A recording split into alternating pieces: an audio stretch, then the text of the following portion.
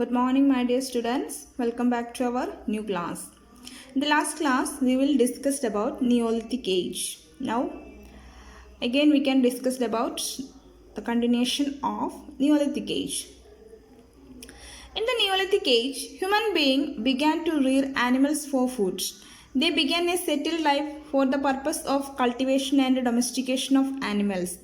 Wheat, barley, jute, different kinds of tubers, paddy, plantain, etc.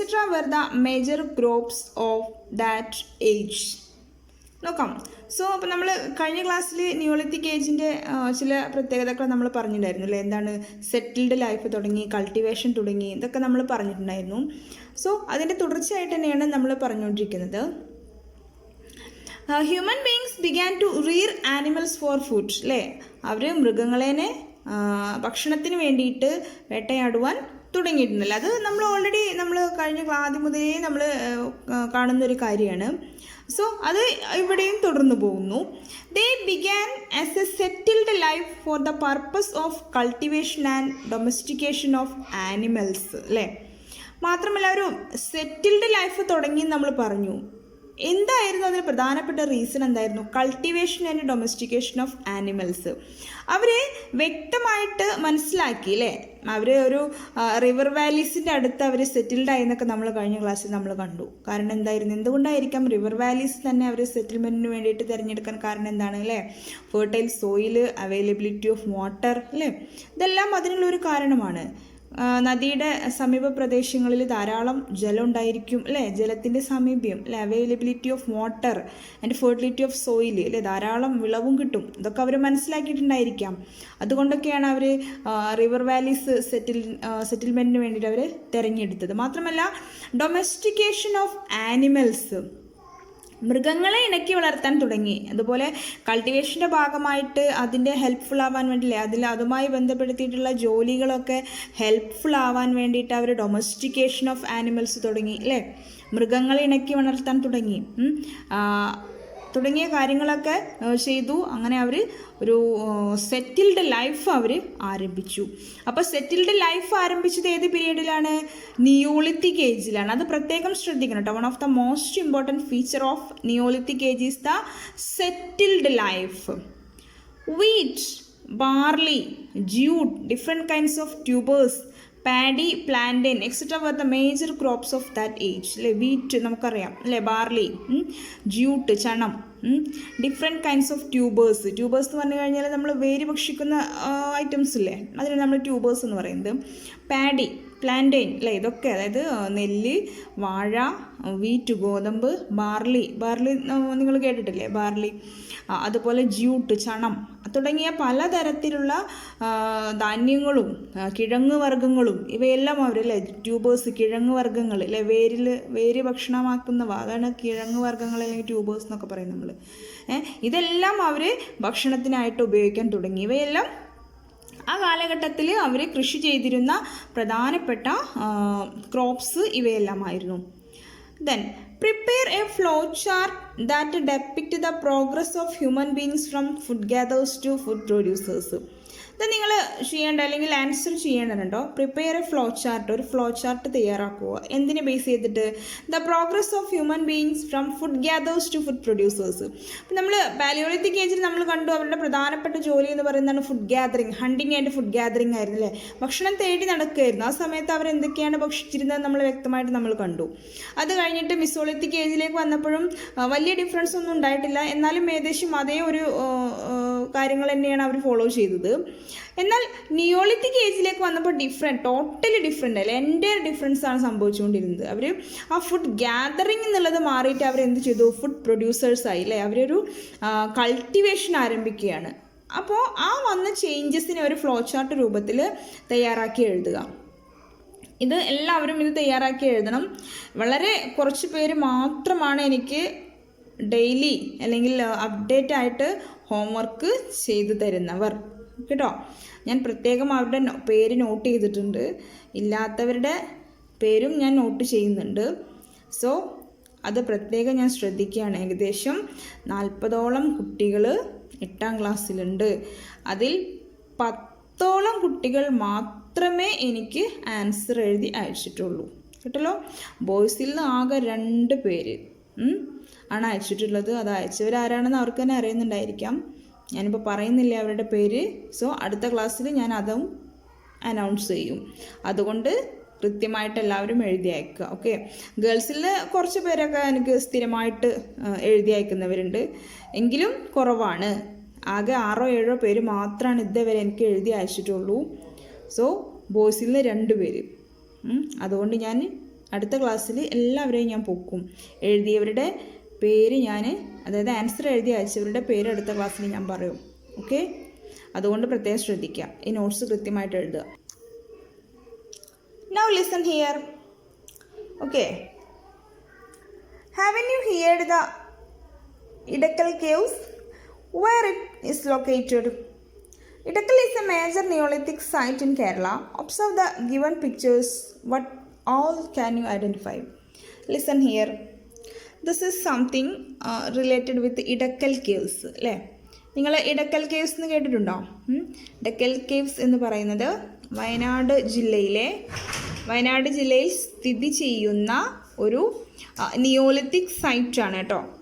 അതായത് വയനാട് ജില്ലയിൽ സ്ഥിതി ചെയ്യുന്നൊരു നിയോലിത്തിക് സൈറ്റാണ്. വയനാട് ജില്ലയിലെ അമ്പലവയലിനടുത്ത് അമ്പുക്കുത്തി മലനിരകളിലാണ് ഇടക്കൽ കേവ്സ് സ്ഥിതി ചെയ്യുന്നത്. വയനാട് ജില്ലയിലെ അമ്പലവയലിനടുത്ത് അമ്പുക്കുത്തി മലനിരകൾ അല്ലേ, അമ്പുക്കുത്തി ഹിൽസ്, ഇവിടെയാണ് ഇടക്കൽ കേവ്സ് സ്ഥിതി ചെയ്യുന്നത്. ഇതൊരു പ്രധാനപ്പെട്ട നിയോലിത്തിക് സൈറ്റാണിത്. കേരളത്തിലൊരു പ്രധാനപ്പെട്ട നിയോലിത്തിക് സൈറ്റാണ്. വളരെ പ്രാചീന കാലഘട്ടത്തിൽ അല്ലെങ്കിൽ വരച്ചു എന്ന് കരുതപ്പെടുന്നു അല്ലേ. നിങ്ങൾ പിക്ചർ കാണുമ്പോൾ നമുക്ക് അറിയാൻ സാധിക്കും. സംതിങ് അല്ലേ, something carved on the rocks അല്ലേ, പാറയിലാണ് അത് കൊത്തിവെച്ചിരിക്കുന്നത്.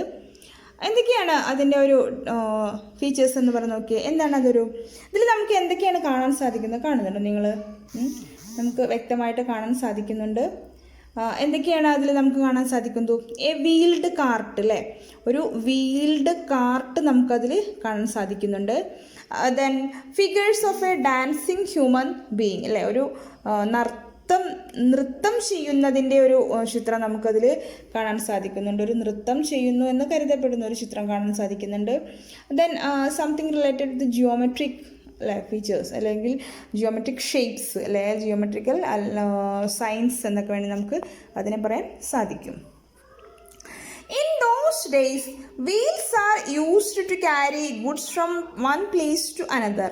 The development of cultivation and permanent settlement lead to a collective life. അല്ലേ, നമുക്കറിയാം വീൽസ് അല്ലേ, ഒരു വീൽഡ് കാർട്ട്, അതായത് ചക്രങ്ങളുടെ ഉപയോഗം തുടങ്ങിയതും ഏത് സമയത്ത് തന്നെയായിരുന്നു? നിയോലിത്തിക് ഏജിൽ തന്നെയാണ്. അപ്പോൾ നിയോലിത്തിക് ഏജിൻ്റെ മറ്റൊരു ഫീച്ചറാണ് യൂസ് ഓഫ് വീൽസ്. ചക്രങ്ങളുടെ ഉപയോഗം അവർ മനസ്സിലാക്കുകയും അത് അവർ നിർമ്മിക്കാൻ തുടങ്ങുകയും ചെയ്തു. എന്ന് വെച്ച് കഴിഞ്ഞാൽ സാധനങ്ങൾ അല്ലേ, carry goods from one place to another, ഒരു സ്ഥലത്ത് നിന്ന് മറ്റൊരു സ്ഥലത്തേക്ക് സാധനങ്ങൾ കൊണ്ടുപോകാനുള്ളൊരു ഈസി വേ ആയിട്ട് അവരെന്തുപയോഗിക്കാൻ തുടങ്ങി? വീൽസ് ഉപയോഗിക്കാൻ തുടങ്ങി. One of the most important feature of Another most important feature of Neolithic period. The development of cultivation and permanent settlement lead to a collective life. അല്ലേ, അതായത് പതുക്കെ ആ കൃഷിയിൽ പുരോഗതി ഉണ്ടാവുകയും അങ്ങനെ അവർ സ്ഥിരമായിട്ട് ഒരു സ്ഥലത്ത് താമസിക്കാൻ തുടങ്ങുകയും ചെയ്തു. ഇതൊരു കളക്റ്റീവ് ലൈഫിലേക്ക് അല്ലേ, അല്ലെങ്കിൽ കൂട്ടം ചേർന്നിട്ടുള്ള ഒരു ലൈഫിലേക്ക് നയിക്കുകയും ചെയ്തു. നമുക്കറിയാം നമ്മളെല്ലാവരും എന്താണ്, ഒരു സോഷ്യൽ ബീയിങ് ആണ് അല്ലേ. Man is a social being, not only human being is a social being ആണ് അല്ലേ. നമ്മളെപ്പോഴും കളക്റ്റീവ് ലൈഫ് ഇഷ്ടപ്പെടുന്ന ആളുകളാണ്. നമ്മളുടെ നൈബേഴ്സുമായിട്ടൊക്കെ നമ്മൾ വളരെ നല്ല ബന്ധത്തിൽ സൂക്ഷിക്കുന്നത് എന്തുകൊണ്ടാണ്? കാരണം നമ്മളെല്ലാവരും ഒരു സോഷ്യൽ ബീയിങ് ആണ്. അപ്പോൾ ഈ ഒരു ശീലം നമ്മൾ വളരെ പ്രാചീനമായ കാലത്ത് മുതലേ നമ്മൾ ശീലിച്ചു പോകുന്ന കാര്യമാണ്. From the picture given below, identify the technological progress attained in the Neolithic age and find out the fields in which people were conduct A discussion. നമുക്കിതിൽ കാണാൻ സാധിക്കുന്നത് നിയോളിത്തിക് ഏജിൻ്റെ കുറച്ച് ഫീച്ചേഴ്സാണ് അല്ലേ. നിയോളിത്തിക് ഏജിൻ്റെ കുറച്ച് ഫീച്ചേഴ്സാണ്. ഇതിൽ നിന്ന് നമ്മളോട് ഒരു ഡിസ്കഷൻ കണ്ടക്ട് ചെയ്യാനാണ് പറയുന്നത്. എന്താണ് പറയുന്നത്? Progress attained in the neolithic age and find out the fields in which the people were proficient. ഇതെല്ലാം ഫീൽഡിലാണ് അവർ വളരെയധികം ഡെവലപ്മെൻറ്റ്സ് അവർക്ക് ഉണ്ടായത് എന്നൊക്കെയാണ് നമ്മൾ ശ്രദ്ധിക്കുന്നത്. നോക്കിയെല്ലാവരും. Sharpened and polished stone tools were used. നമ്മൾ ഡിസ്കസ് ചെയ്ത കാര്യങ്ങളാണ് അല്ലേ. Sharpened and polished stone tools were used. Palaeolithic ഏജിൽ നമ്മൾ കണ്ടു റഫ് സ്റ്റോൺസ് അല്ലേ. ദെൻ അത് മിസോലിത്തിക് ഏജിലേക്ക് ആയപ്പോഴേക്കും എന്താണ് അത് ഷാർപ്പൺ ചെയ്യാൻ തുടങ്ങി അല്ലേ അവർ. ദെൻ നിയോളിത്തിക് ഏജിലേക്ക് എത്തിയപ്പോഴേക്കും അവരത് പോളിഷ് ചെയ്തു, ഷാർപ്പൺ ചെയ്തു ആൻഡ് റെഡ്യൂസ് ഇറ്റ് സൈസ് അല്ലേ. Polished, sharpened and reduced it size, വലിപ്പം കുറഞ്ഞു അല്ലേ. ഇതൊക്കെ നമ്മൾ കണ്ടതാണ്. Wooden handled stone axes and sickles were used അല്ലേ. അവർ ആക്സുകളെല്ലാം wooden handled stone axes and sickles were used. മരം കൊണ്ടുള്ള പിടുത്തമുള്ള അല്ലേ. നമുക്കറിയാം ഇന്ന് നമ്മൾ ഉപയോഗിക്കുന്ന തരത്തിലുള്ള വുഡൻ ഹാൻഡിൽഡ് ആക്സസുകൾ അല്ലേ, അതുപോലെ സിക്കിൾസും എല്ലാം അവർ ഉപയോഗിക്കാൻ തുടങ്ങി. അരിവാള്, അതുപോലെ തന്നെ മഴു തുടങ്ങിയ സാധനങ്ങളൊക്കെ മരത്തിൻ്റെ പിടുത്തമുള്ളത് നമ്മൾ ഓൾറെഡി ഇന്ന് നമ്മൾ ഉപയോഗിക്കുന്നുണ്ട്. പക്ഷേ ഇന്നത്തെ അതേ രൂപമായിരിക്കില്ല, എന്നാലും മരം കൊണ്ടുള്ള പിടുത്തമുള്ള ഉപകരണങ്ങൾ അല്ലെങ്കിൽ ആയുധങ്ങൾ അവർ ഉപയോഗിക്കാൻ തുടങ്ങി. മെയ്ഡ് പോട്ട്സ് ഓഫ് ക്ലേ, അതായത് കളിമൺ പാത്രങ്ങൾ ഉണ്ടാക്കാൻ തുടങ്ങി.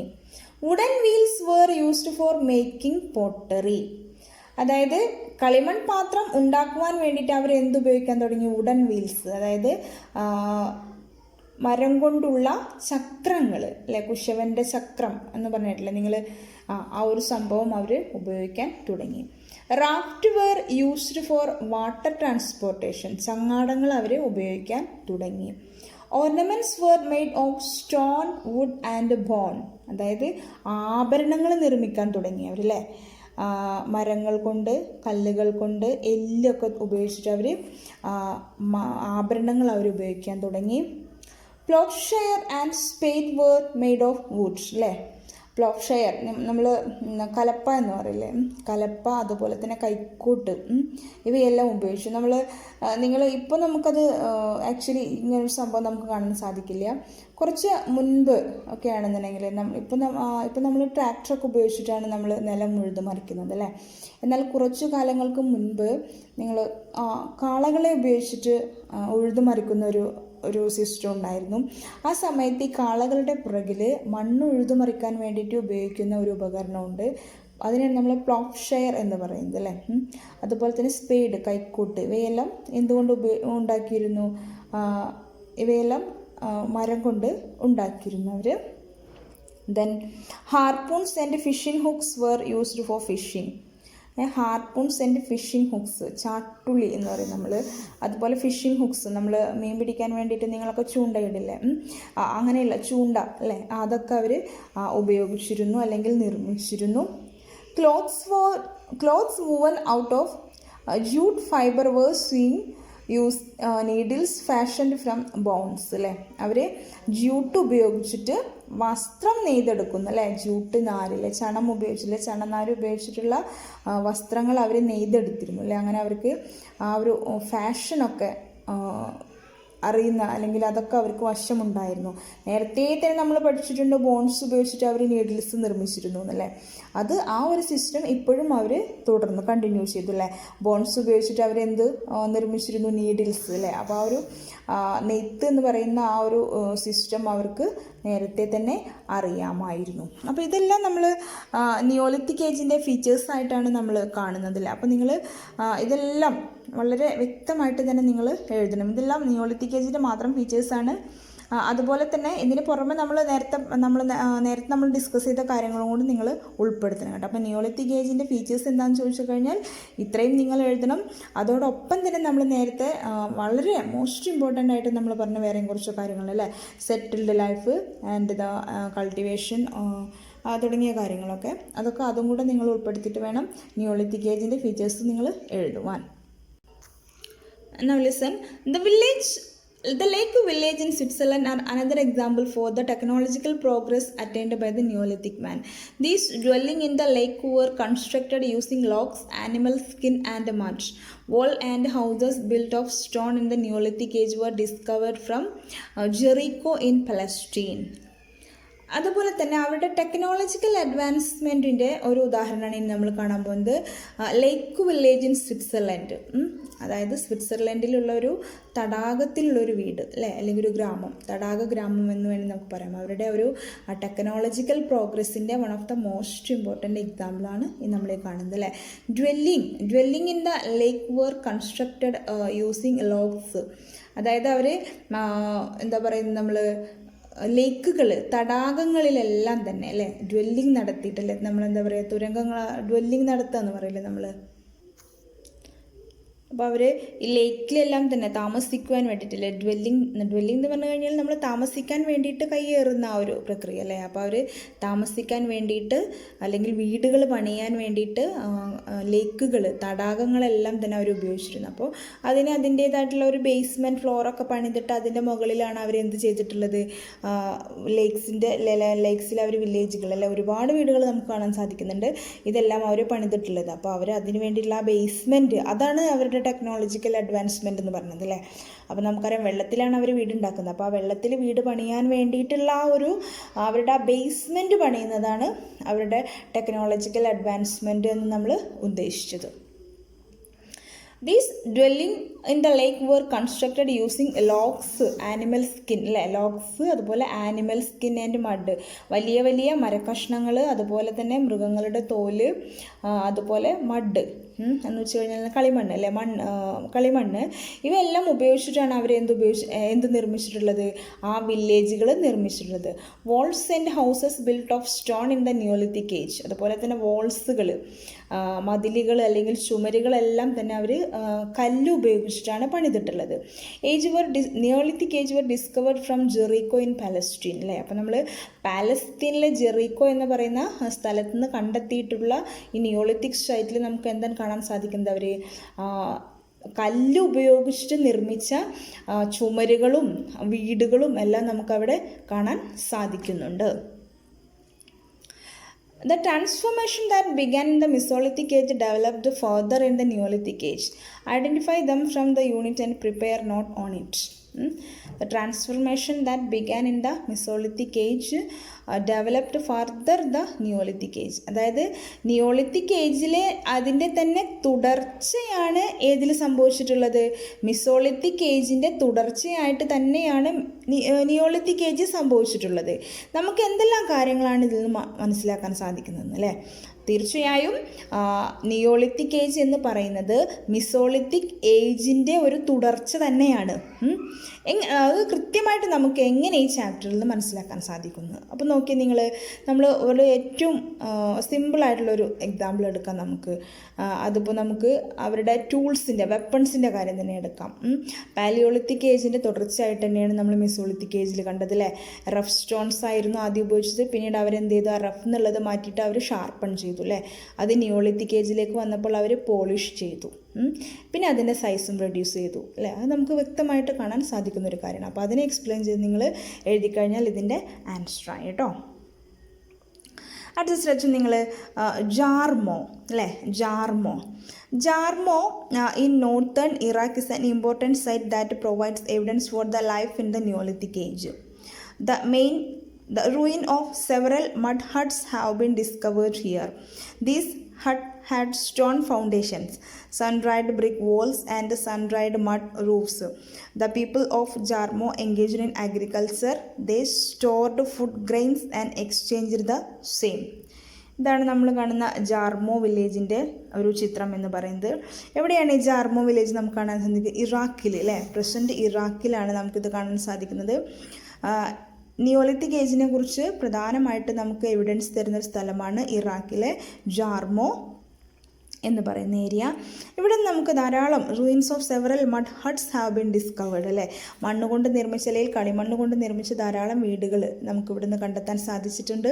ഇവയെല്ലാം തന്നെ these huts had stone foundation. നമുക്ക് അവരുടെ ആ ഫൗണ്ടേഷനിലെ തറ പണിതിരിക്കുന്നത് എന്തുകൊണ്ടാണ്? കല്ലുകൊണ്ടാണ്. സൺഡ്രൈഡ് ബ്രിക്ക്, അതായത് സൂര്യപ്രകാശത്തിൽ വെയിലിൽ ഉണക്കിയെടുത്ത ചുമരുകൾ നമുക്കവിടെ കാണാൻ സാധിക്കുന്നില്ലേ. സൺഡ്രൈഡ് ബ്രിക്സ് കാണുന്നുണ്ട്. സൺഡ്രൈഡ് മഡ് റൂഫ് അല്ലെങ്കിൽ കളിമണ്ണ് കൊണ്ടുണ്ടാക്കിയിട്ടുള്ള റൂഫുകൾ അല്ലേ, അതെല്ലാം നമുക്ക് അവിടെ കാണാൻ സാധിക്കുന്നുണ്ട്. The people of Jarmo engage in agriculture. അവർ കൃഷിയായിരുന്നു അവരുടെ പ്രധാനപ്പെട്ട തൊഴിൽ. They stored food grains and exchange the same. അവർ ഭക്ഷണ സാധനങ്ങൾ സൂക്ഷിച്ചു വെക്കുകയും അപ്പോൾ പരസ്പരം കൈമാറുകയും ചെയ്തിട്ടുണ്ടായിരുന്നു അല്ലേ. ഇനി നമുക്ക് ഇവിടെ കാണാൻ സാധിക്കുന്നത് എന്താണ്? Decorated pot and stone tools, Burzahom Kashmir. കാശ്മീരിൽ നിന്ന് കണ്ടെത്തിയിട്ടുള്ള ഒരു പോട്ട് ആൻഡ് സ്റ്റോൺ ടൂൾസാണ് ഈ കാണുന്നത്. ഇവയെല്ലാം എന്തിൻ്റെ ഭാഗമായിട്ടുള്ളത് തന്നെയാണ്?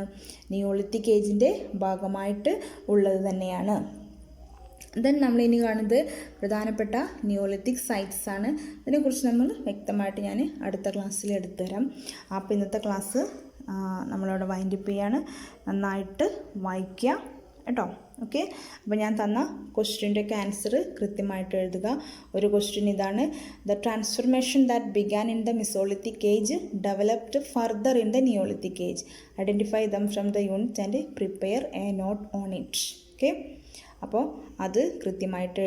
അതുപോലെ തന്നെ മറ്റൊരു ക്വസ്റ്റ്യനാണ്: prepare a flow chart that depict the progress of human beings from food gatherers to food producers.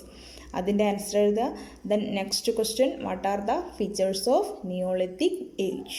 ഈ 3 ക്വസ്റ്റ്യൻ്റെയും ആൻസറുകൾ എഴുതിയിട്ട് എനിക്ക് സെൻഡ് ചെയ്ത് തരും. ഓക്കെ, അപ്പോൾ ഇന്നത്തെ ക്ലാസ് നമുക്കിവിടെ വൈൻഡപ്പ് ചെയ്യാം. Okay, by.